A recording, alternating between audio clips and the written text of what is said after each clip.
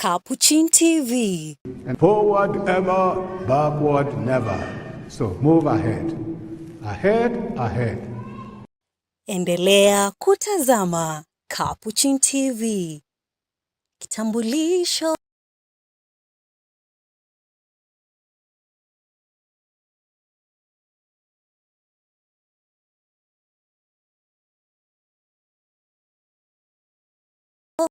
Katoliki.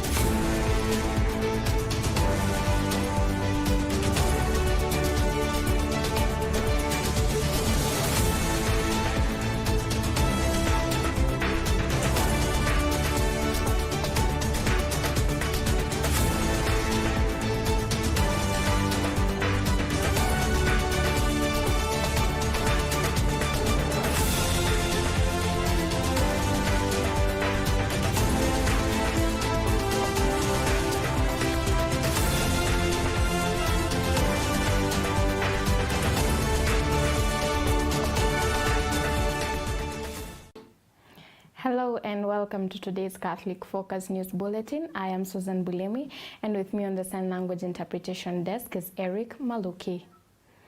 Saboti Chief Edwin Kirui Kaye has warned residents of the area against harassing school students, especially girls, in ways that could disrupt their education.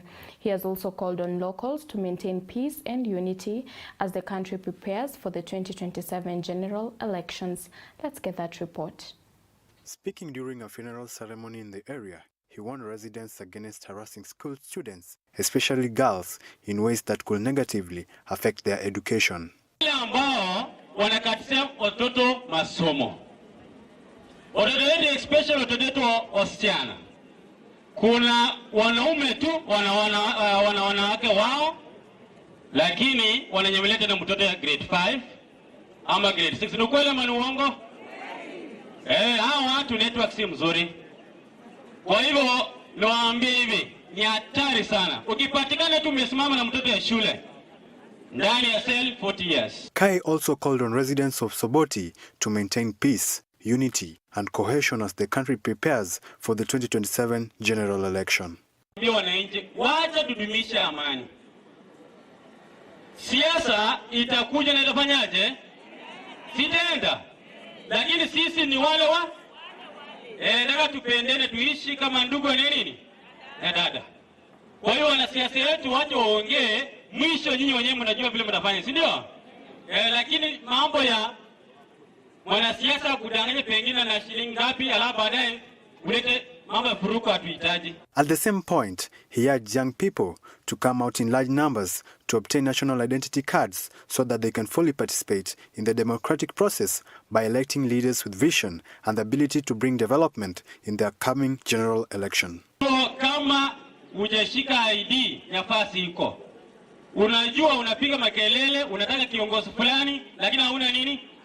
ID. Tena mnakuwa mstari wa mbele, mnafukuza hata wale ambao wana ID. Tafadhali shika ID, hiyo ndio ngao ambayo itawasaidia kuchagua viongozi wenu baadaye. Na ni free, hakuna mambo ya pesa. Replacement pia serikali imeweka free. Mlikuwa nalipa 1,000 na wakati ile, na sasa ni namna gani? Free. Kwa hivyo tushika ID.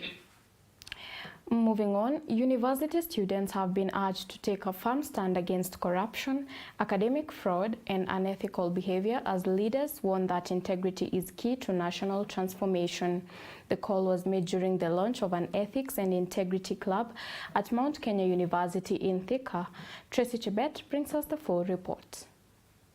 Speaking during the launch of the Ethics and Integrity Club at Mount Kenya University in Thika, Ethics and Anti-Corruption Commission Chairperson Dr. David Oginde urged students to take a strong stand against corruption, warning that unethical behavior continues to undermine the country's moral and economic stability. Stand up against corruption. Corruption may promise quick rewards, but it destroys nation. It is sad, but recent surveys reveal that many young people do not see harm in dishonest shortcuts like tax evasion, corruption, fake certificates. We are seeing an upsurge in plagiarism among university students. In ESCC, we are overwhelmed by the number of fake certificates that we have to investigate. Some of people who are very highly placed. Why don't you want to go to the university and get a genuine certificate? And when you go to the university, why don't you want to work hard so that you get that genuine certificate that is a result and an expression of who you really are? No nation has ever thrived through corruption. Greatness is built on honesty, hard work, and trust. Mount Kenya University officials say the institution has introduced a common unit on ethics, integrity, and responsible citizenship aimed at strengthening value-based education and promoting ethical leadership among students.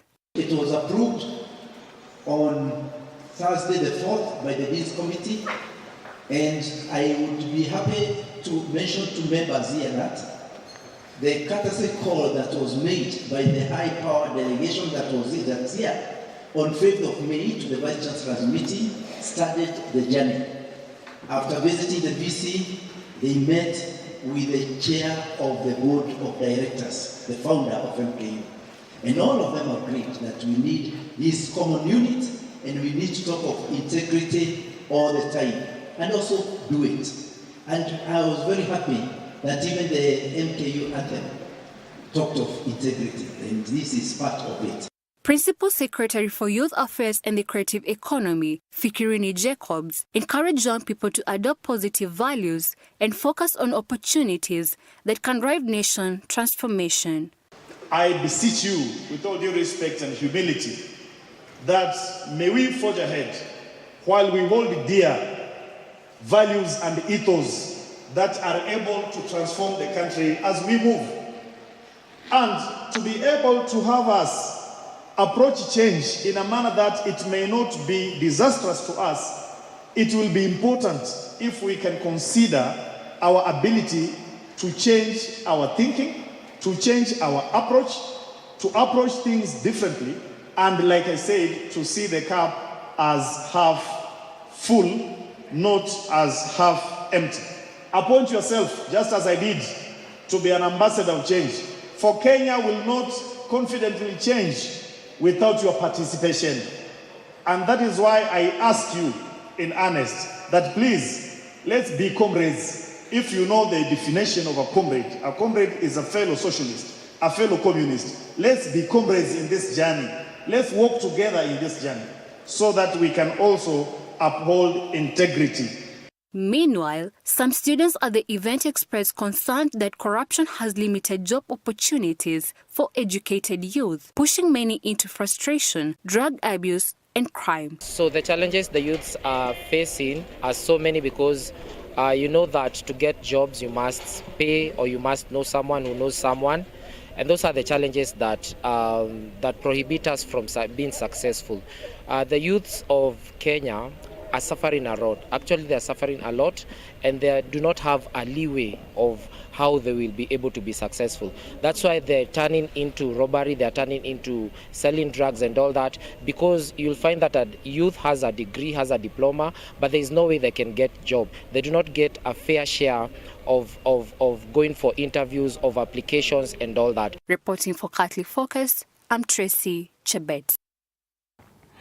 And moving on, the government has unveiled new reforms aimed at transforming the operations of savings and credit cooperative organizations, commonly known as SACCOs, across the country, with a focus on strengthening regulation, curbing fraud, and improving access to affordable credit for members. Here's Oliver Odero with a full report. Cooperative and SMEs Cabinet Secretary Wycliffe Oparanya says the government has enrolled out sweeping reforms targeting savings and creating cooperative organization SACCOs across the country. Oparanya says the changes are aimed at protecting members from fraud, strengthening accountability, and easing the burden of high interest rates affecting small-scale traders. Speaking after launching training for members of Shirikiana SACCO in Kakamega County, ahead of its official launch by President William Ruto, Oparanya noted that the initiative is part of broad efforts to transform the cooperative sector. Hii tunataka iwe sako kubwa kabisa katika area hii ambao inahusisha wale watu wa biashara ndogo ndogo, wale mama mboga na even wale matajiri ambao wana pesa mingi. Pia hii itakuwa mchanganyiko maalum.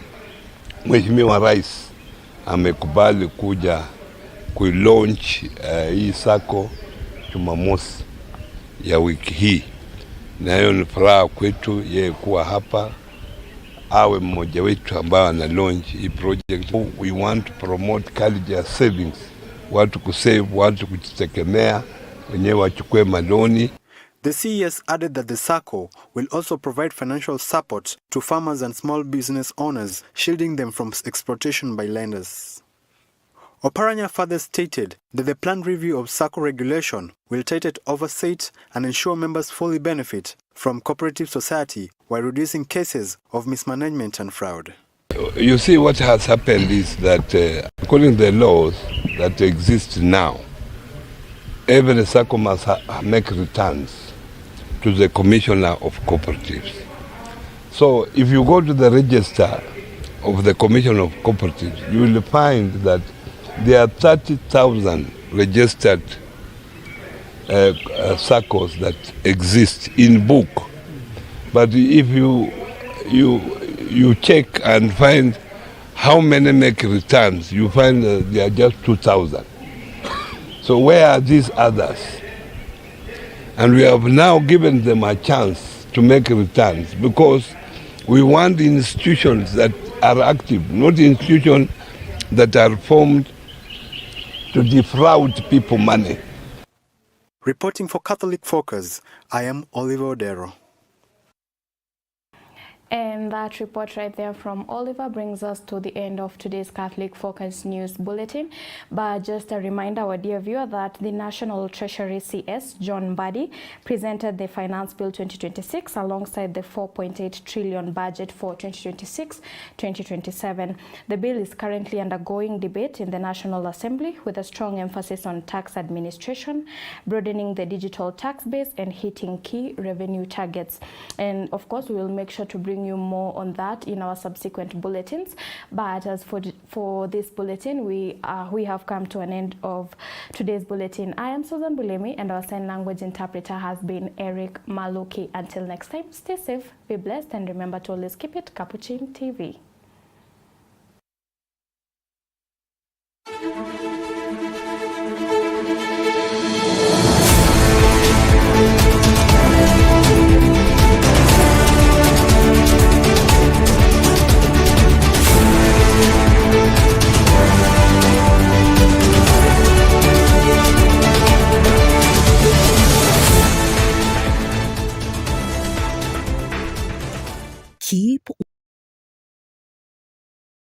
You are watching Capuchin TV. For any complaints, comments, or compliments on our programming, you can either write to us on info@capuchintv.co.ke or you can call us directly on 0717 424 866. Your complaint shall be addressed within 7 days. Remember to keep a copy of your communication with us.